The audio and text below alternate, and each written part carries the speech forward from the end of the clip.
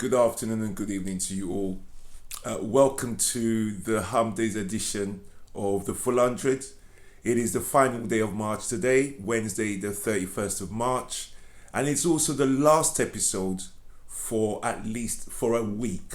We'll be taking a break on this Friday and also on Monday come next week, which is Good Friday as well as Bank Holiday Monday. So we'll be back next week, Wednesday, guys. Taking a week off. So guys, look, today's show is an update on my side effects. As those of you who watched my last video published on Monday, I had my vaccine on Saturday the 27th of March, which was filmed by my son along with myself.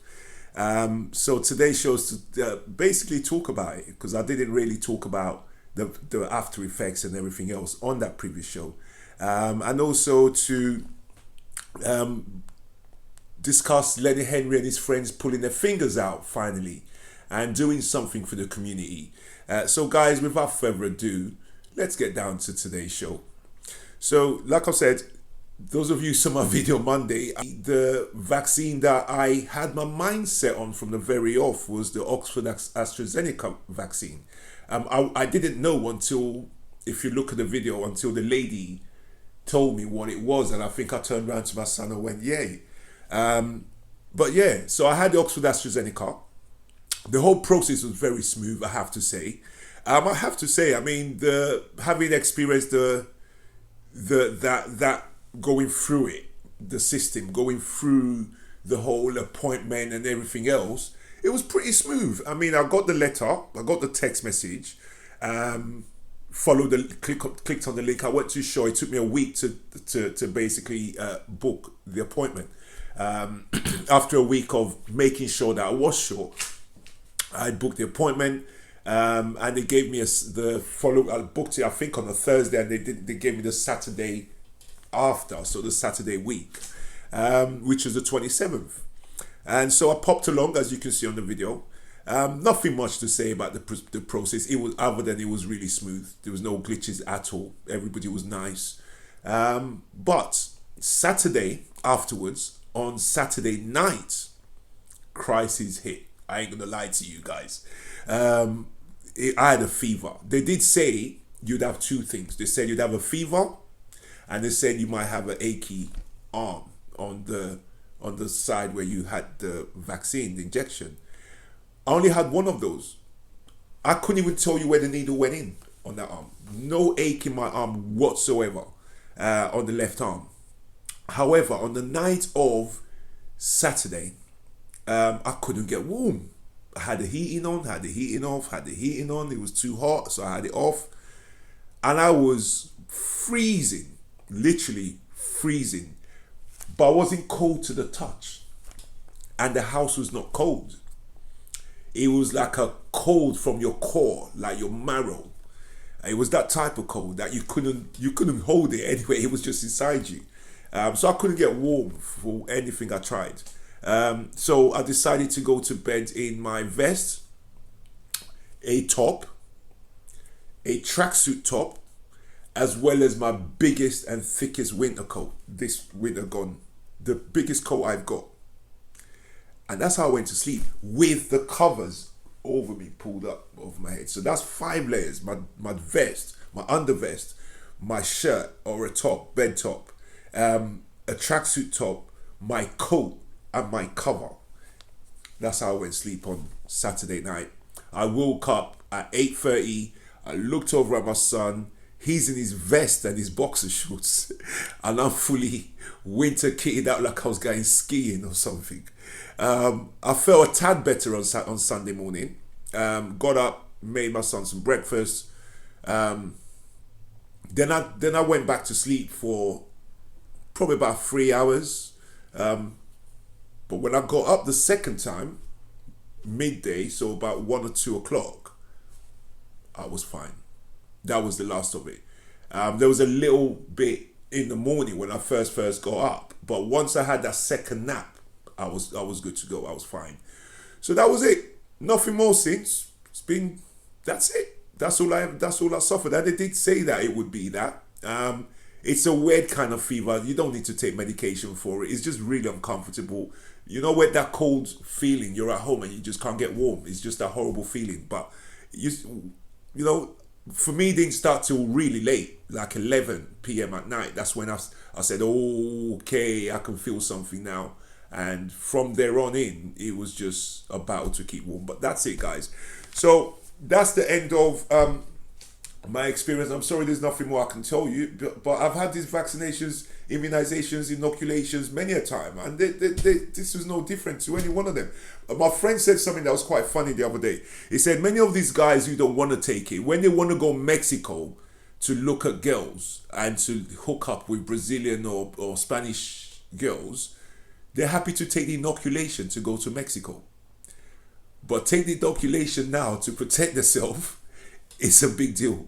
Guys, the vaccine was no different to an inoculation anyone who's traveled has ever taken. So let's get down to the other topics of the day now today, guys. Like I said, Lenny Henry and friends have put out a video. Many of you remember I called them out when Elton John and Michael Caine did a video for the NHS and the government's run video where the black community is the community that's most resistant, but not a single black celebrity was involved in it.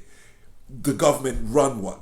So I called them out, and I'm glad to say they answered the call. They answered the call. It doesn't matter whether they watched my video or they didn't watch my video. I called it at a time that they should have done it at that point. So they messed up not doing it so much sooner, because you see from the video, they're all taking the vaccine. That's what was mind-boggling. You're all taking it, but yeah, you know your cousins, aunties, friends, auntie's cousin, and not, they're talking all this rubbish.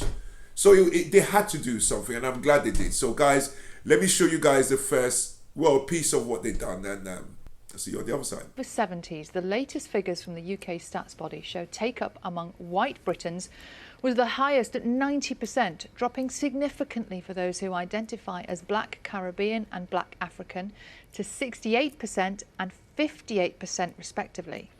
To tackle this, Sir Lenny Henry and some of his friends have put together a heartfelt and personal video to encourage their loved ones to get vaccinated. Dear mums and dads, grandparents, aunties, uncles, brothers, sisters, nephews, nieces, sons, daughters, cousins, we love you. we know we don't say it often enough. And sometimes we have our disagreements like families do. But wherever you are, we love you from the bottom of our hearts. And we know you love us. And we want to see you again. COVID-19 has kept us apart for way too long. We want to hug you. We want to celebrate with you. We want to worship with you. We want to play video games with you, preferably in the same room, so that we can see the look on your face when we beat you. But in order to do all that, we all need to take the COVID-19 jab. So all of us in this together. Welcome back, guys. Right, now, this is a short clip. I want you guys to listen to Lenny Henry and how he answers the question of hesitancy in the community. He says, forget Uncle Charlie on the Zoom. You know what I say, guys? I say forget Piers Corbyn on the Zoom. Forget the aggressive anti-vaxxer guy on the Zoom. Forget that angry black woman or angry auntie-looking black woman on the Zoom. Forget those people and speak to your doctors. Take a look. Where does the hesitancy come from? Well, I don't know if it's hesitancy. I think it's probably misinformation. The person down the pub telling you the wrong things. The internet's a tricky little thing. So what we say in the video and what I say in the letter is please talk to a medical professional. Do not go to Dave down the pub for your information or Uncle Charlie on the Zoom call. Go to a medical professional, your GP, or to nhs.com and get the proper information so that you're properly informed and take the jab, because we don't want anybody else to die. Now, the last video on this whole topic is this is advice for those of us who have taken it. My friend actually said to me, you know what? When I saw your video, I thought, you know what? Why didn't I film mine? Makes sense. You heard if you watch the video, you see the nurses, the staff, were very cooperative. They were like, yeah, go for it. We need more people saying and telling. So this is some advice, guys, on what to do. Those of you who have taken it, whether it's, don't be shy, you've taken it. Don't keep it quiet like Trump that you've taken it. Let's wear it like a badge. Let's make people know we've taken it. Let's stand up tall and let them know we've taken it. Let's make them understand they are in the minority. Those who aren't taking it are in the minority. Many of them think they're in the majority. They think they're in the majority, but they're not. So, guys, this is the last piece of advice. This is some advice for those of us who have taken it. Wear it like a badge. Let them know. The more of us let them know and speak up, the more we help our communities. It's not their fault that they think this way, but we have to do something, every single one of us, because every little helps. Take a look at this. Yeah, and Rose, what else can the communities do just to help the vaccine uptake?